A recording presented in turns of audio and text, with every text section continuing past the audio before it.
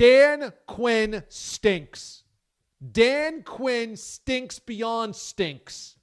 Dan Quinn is a disaster, and Dan Quinn should not be head coach of the Falcons. And this is not just about yesterday's collapse. It's not just about gagging away another big lead. It's not just about, historically speaking, overseeing two of the worst gags in NFL history. No, this is about a consistent theme.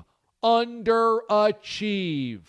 The Falcons underachieve every single year with Dan Quinn. And why Arthur Blank doesn't put him on a raft and send him in the middle of the ocean, I have no idea. Because Dan Quinn simply symbolizes consistent heartbreak for the Falcons. In fact, he defines it. And this is a franchise that has created heartbreak. It's defined heartbreak. I mean, the Falcons are heartbreak, and somehow Dan Quinn's the worst of the heartbreak. Yesterday, when I'm watching that onside kick, dribble, spin, dribble, up until it gets to 10 yards, and then is jumped on, pounced on by the Cowboys. I'm like, this is total insanity. You want to know why? Because the Falcons didn't have to wait for it to go 10 yards. They're the receiving team. They can jump on it whenever. They can jump on it after 1 yard. The moment it leaves the foot of Lance Zierlein, it is the Falcons' ball. You can just jump on it. You don't have to crowd around it and wait for it to go 10 yards. The kicking team does to recover it.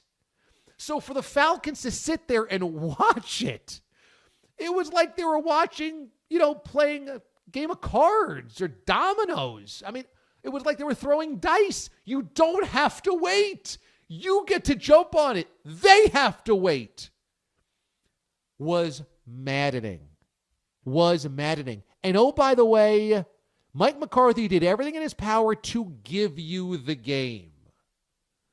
Was that 2 fake punts or fourth downs that they failed on? 2 failed fake punts? And going for the 2-point conversion when you didn't need the 2-point conversion?